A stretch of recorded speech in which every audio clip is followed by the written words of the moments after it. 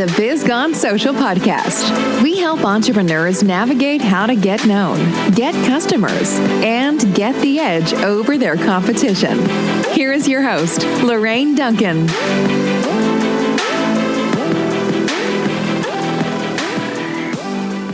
Hey everyone, welcome. And I'm so glad to be here. And my promise, as usual, is I want to give you just a little bit of verbal caffeine that's going to energize your social media marketing, your business marketing, your business in general, and help you stay social. After all, don't you want to be the business that everyone's talking about? And I know I do. And I'm so stoked to have Vinnie Fisher here.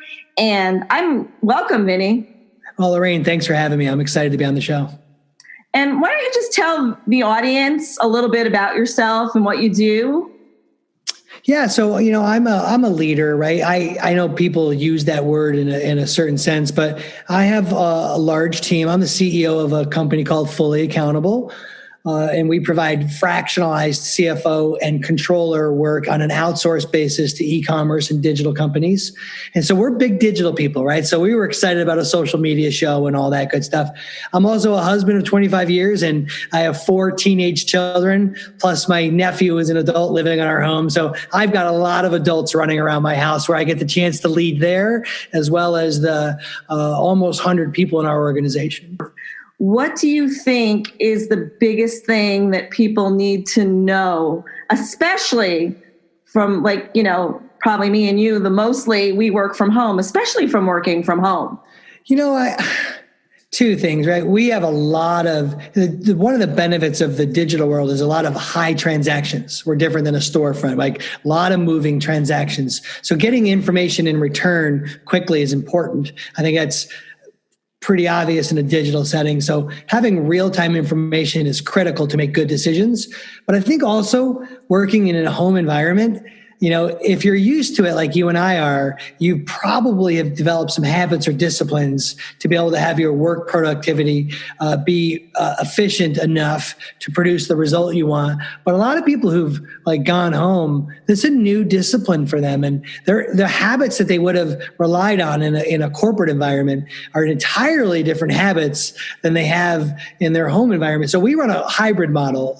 About a third of our team go to a building, a corporate office, and 2/3 of our team is spread out throughout the United States. And, at least the homies, which is what we call our home team, they've been used to working from home. So they've developed disciplines. But when our corporate office people had to go home for a period of time, there was a direct disruption to the way they did business. And so we had to put some obvious things in place to help them really maximize working from home. So tell me, most of my audience out there is they're entrepreneurs. They work solely from home now. What are some of those habits and disciplines that you put into place? It's so funny. I was working through this with our COO, and we wanted to do a little bit of a company training on it. And my wife's like, that seems really obvious. Why are you training on that? I'm like, because sometimes it's the little obvious things that people miss. I'll give you an example. We do a lot of our business on Zoom with our clients because they don't come into our offices. So we have some protocols about the way a Zoom should look. We should try at all costs to be on video so we can have a relationship. 2, when you're on that video, let's do a great job of not having the dog or your kid in it so that it looks like you're paying attention. 3, let's try to reduce the noise clutter like we've thought ahead about the meeting. And gosh darn it, the obvious one, let's be 2 minutes early, which is our version of being on time. So we put this together as this infographic for our internal team. Now, all of you listening, that might seem kind of obvious, but I think some of those little best practices really matter a lot if you can consistently do those over and over for your customers and your clients. Yeah, I find that a lot of my friends that are actually working from home now find it very difficult to focus sometimes because there's more outside distractions now. And it's funny that you had, just mentioned, you would think that most of these things seem obvious, but they don't. So what would you say, with us being home, a lot of people's kids are at home too. Yep. And because some schools are on a different schedule and they're not actually full time anymore, they're more of staggered entry and all that. So how do you what are some things that you put in place that would help someone that lives in a very busy home with, for instance, 4 teenagers, 2 teenagers? Yeah, right. Here's what we would say to our people, and we do say to our people. Everybody's home has some area where you can create some safe space around. I'm not suggesting you need to go build an office if you don't have one, but you can easily take your yoga ball, stick it on top of your piano or next to your piano, and create this temporary work area in the corner of your bedroom, but create a safe place that can be a work spot when you need it to be. We did a survey of our people and even some of our clients. And this idea of working from home has created this benefit and luxury to be able to work from home.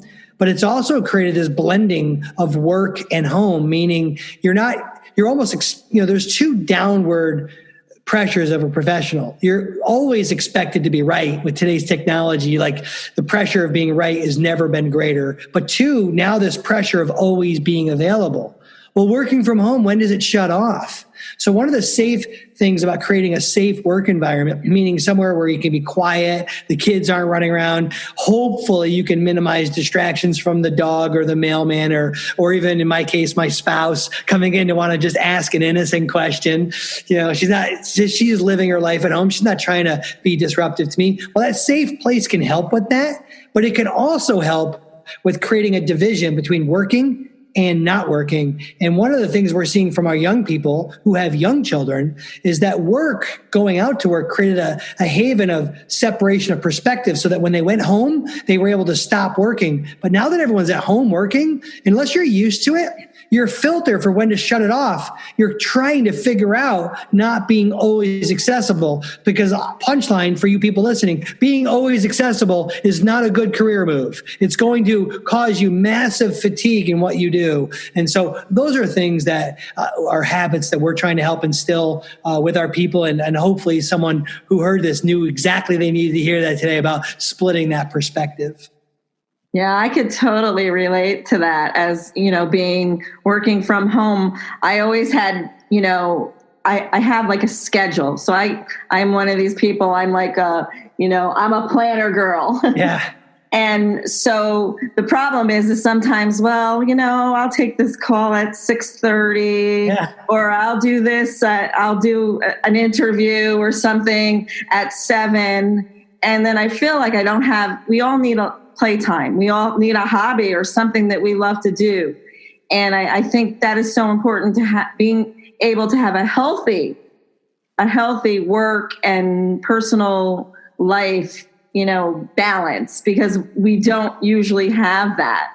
So, and some people really have a hard time turning one or the other back on. So being able to do a little bit of both all throughout the day takes an extreme amount of discipline to turn it back on. And, I've been doing this for years, and even I have to work very purposefully at turning it back on, or knowing the 2 or 3 things for sure I have to get done today, because who doesn't want the fun stuff over the not fun stuff? It's the nature of how we are. And so if you're going to ping pong back and forth, I would very much have some structure around that.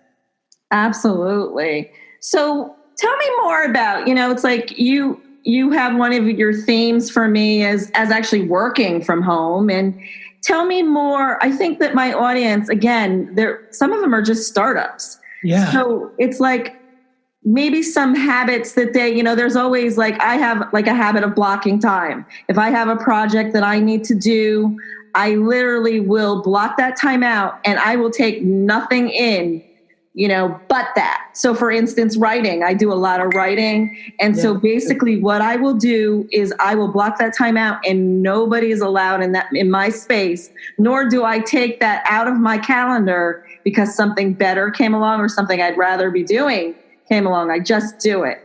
So tell me just some more. I'm going to let you talk a little bit. And because I just find this subject fascinating. I find you and your company fascinating. So I want to hear all about it. Yeah. I think everybody has to evaluate the personality they bring to this question. So you raised your hand and self-identified to be a little organized. You have structure in the way you do things. I, from a business perspective, would look almost like a hippie. I am not organized. I think people would accuse me of being kind of aloof and creative and a little free-spirited. So my calendar dictates my life. In other words, if it gets on there, it controls me more than I control it. So you'll see me get up in the morning and set my alarms for the things I have, because otherwise I'll forget them. And so I would love to have heard advice from Uncle Vinnie about this subject if I was in my startup mode. And I really believe in blocking time. One, because it helps me manage my time. I am not a great manager of time. I'm not organized. I'm not taking courses to try to suddenly be organized. I'm putting things around protective mechanisms to help me protect time. So I'm a leader of an organization where a lot of people chomping at my heels, clients, internal people, prospects, sales, outside network. And so if I don't block my time, one of the areas that would have loved done better job blocking my time would have been my personal time. So in the morning, I block 3 hours before anything else gets on my calendar. So if something has to get on my calendar earlier than 11 a.m., I have to think the night before about going to bed a little bit earlier. Like I try to guard 8 hours of sleep. I never did that before, but I'm more productive with 8 hours of sleep than I've ever been at any other time. And then if I know I'm going to have a 10 a.m. meeting, instead of getting up at 8 o'clock or 7, then I have to adjust my time for those 3 hours. And those 3 hours are things like prayer and meditation and going for a walk and writing and exercise. But those 3 hours allow me to be so massively productive because I've compressed my time. There are studies done, so many of them, that people with compressed schedules are more productive. If you have a very open calendar, you are very susceptible to being unproductive. And so we would promote having a very tight calendar. I do that with my kids. I do that with my executives on my team. And that all kind of comes from me learning that having a open or loose calendar leads to me being binging Netflix.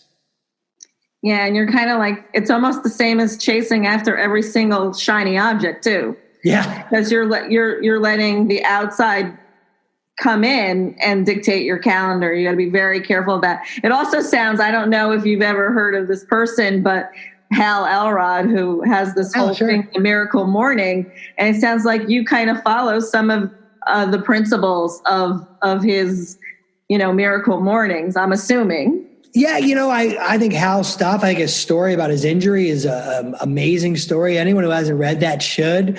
One of the reasons I protect my mornings is that it's the lifestyle of our family. So given around after school or dinner, our whole home is filled with a lot of family.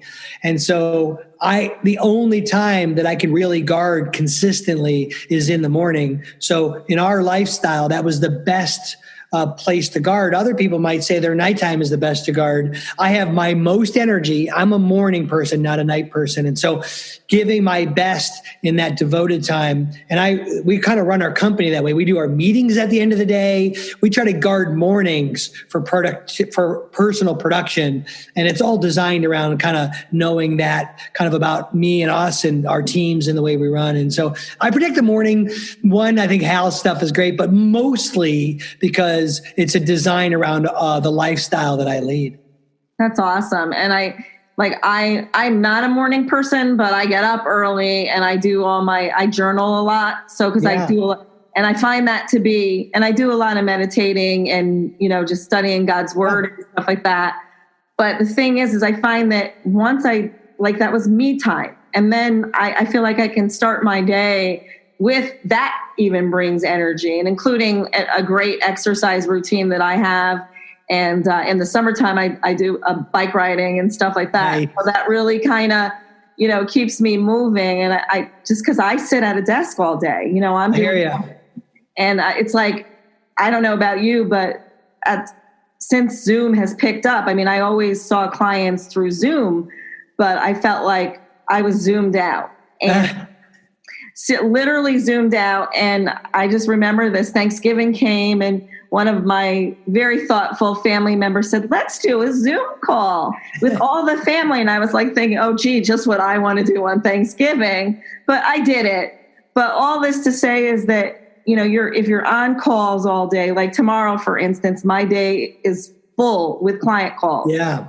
So the bottom line is that you need to have that time where you don't do any business and playtime at night. I mean, I don't know about you, but I like to try to guard my weekends, and I try to take long vacations if I can. Nice. And I think for sanity, especially if you own your own business, because there's a lot of pressures and stresses around that. I'll tell you, Lorraine, I think everyone has a different cadence to some of that. I will tell you this though, the only way I wouldn't agree with you more is if I said it first and then you agreed. Like, I agree with everything you just said. For us at night, we protect family dinner. Around our table, Deb and I didn't have a lot of that growing up. So we decided in our family, we wanted that. The closure and the pandemic has allowed us to triple down on that, which is awesome. But I can also look at parts of my career where I can see myself in videos and photos where dad's there, but he's not present. He's there, but he's taking phone calls during dinner, and he's there's all kinds of studies done about what's the most valuable. And most people will say their time until you inspect how they use their time. And what they do with their actions don't represent their words. And I was one of those people where I would say I believe that time was the most valuable thing I had. But then if you inspected my life, it didn't show up that way. And so I was a house that wasn't built on a firm foundation. I would have done one thing and said another. Well, when I really started to protect my time, I noticed that everything else started to increase. I saw production at work increase. I saw the addition of quality people increase. I saw the size of our companies grow. I saw the expansion of our network, our social, everything improved when I started doing a guarding of time. And the reason I wanted to say that was because if you don't guard your time, why would you expect anyone else to? You're telling them if you don't guard it, why should they? And you shouldn't be mad at them about that. But I used to be frustrated that other people wouldn't guard my time, even if I didn't. Yeah, absolutely. I think it's funny that earlier in the call you talked about, being 2 minutes early to a meeting or, 5 minutes early is really a good thing. My son, who is now in his mid-20s, he used to belong to a band, and a band camp, and there was band camp and everything. And the band leader would say, to be 15 minutes early is to be early. To be 5 minutes early is to be on time, and to be on time is late. Yeah. So it's funny when you're thinking about this all this time. It really is important to come a little bit early to a meeting. It really is important to guard your time. It really is important to guard your mornings. They say I don't know the statistics, I didn't look at them. They say that the most successful people in life have some kind of morning routine. I believe that. I've actually experienced it personally, and I have a lot of my fellow friends who, on certain categories of influence and success, look successful to most people's standards. And the one common trait that each of us have is a routine around our own personal time. Right. And so lastly, I just like to say, what would be one thing if you were going to tell, remember now, you're basically, my audience is all, business owners, entrepreneurs. Yeah. What is one thing that you would tell them that would just make 2021 just a great year for them? If the trial and all the things we're facing, which cause you to take an introspection look at your business, here's the truth of it. If the governor of Ohio got on television and said, the virus is inside of a computer, don't log in, my whole world would be disrupted. If you went back to December of 19 and said, would you pick local or digital as you're hedging against some world catastrophe? Everybody picks don't do digital because they're going to have some type of cyber attack. We would have never imagined that local would have taken the assault that it took. And so there was a line in the sand drawn. I'm on one side of it because I didn't do anything right. I'm just on that side of it. And I'm quite thankful for being on that side. I feel blessed and protected during these times. But if you're on the other side of it, like, you have an opportunity to do something different. I think everybody should be taking an inventory of their business. Too many people are spread too thin. They have not a clear audience of who they truly impact. I'm a problem solution marketer. Everything that I've created is a solution to a problem. And usually it starts with a problem that I've had. And I've just found more people with the same problem. The problem now that I'm seeing with businesses who need to take a look at themselves and seriously have to consider a pivot, they don't have a clear audience and they don't have a clear solution to a real problem. And they have a value issue. If they go and work, if you listen and hear me on this, and you go dial in on your value proposition, you will find things like profit margin, and people will come right behind that. Yeah, that's so true. That, to be honest with you, I feel that's the best advice that you can give people. I think that too many people also are out there trying to serve way too many people, and they're not niching down into who they really can serve the best. That's the secret weapon of Fully Accountable. I'll be honest with you. Like, we stood for a niche. I introduced it in introducing myself, that we only work with e-commerce and digital companies. And people are like, well, gosh, why are you niching down? We're the largest in our space that does what we do. And we only serve hundreds of clients. If we tripled in size, we'd be this massive entity, even more than we are, and we still would have less than 1,000 clients. And so this idea that you want to be available to everybody. There's 28.5 million small businesses. When you add in like the reality of businesses that have between 2 and 10 employees, you have 90% of the companies in America that fit within that category of 5.5 million businesses. Good night. If you serve a sliver of a sliver of a sliver of that, you're a huge company. So I think people have really been sold a bill of goods that's not accurate on this idea of identity, niche, and audience. And I would say the best businesses struggle every day to really narrow in their audience. They don't try to expand it. I think once you've dialed in a category, you are a much bigger company, and you have brand differences that allow you to expand. But for vast majority of businesses, audience tightening is so critical to real success. Yeah, I'm going to be a big surprise this year in what I'm going to be launching later on in 2021. And I can't wait to do it because I think it's going to be just really great for my business. Cool. But all that to say, I find this conversation very fascinating. I think I could talk for hours. I think we could probably talk for hours on it. Right. And I really appreciate you coming on. And I always, I want to support the business owners. I want to support the companies on this podcast and bring different people in. So is there anything that you'd like to tell my audience about that you're offering, or that you want to just give them, or whatever that would be? Yeah, that'd be great. So, we don't really have an offer per se, but we really do shows like this awesome show. First, thanks for having us on, and we're excited about that, and hopefully we've helped, but we want to help some more. And so what we've done is we've created a gift page at fullyaccountable.com/BizGoneSocial, and you can find that in the show notes. But what you're going to get there are access free. We'll mail them to you. Our best-selling books, The CEO's Mindset and False Profits, along with other materials to help you truly grow your business from the back office operation side. And we really want to help you. If you are in that entrepreneur mode, you're going to love those books, not because we're a best-selling author and we have all these things, but it's going to give you the roadmap to really, truly dial in on these subjects we've talked about today. That's awesome. And thank you so much. I think my audience is definitely going to appreciate all that. I will also put everything in the description of the podcast and below any of my social media posts. So if you're looking, just look below. And also, if there's any questions that you have for Vinnie or me, just, you can contact me at Lorraine@BizGoneSocial.com. And Vinnie, where can they contact you at?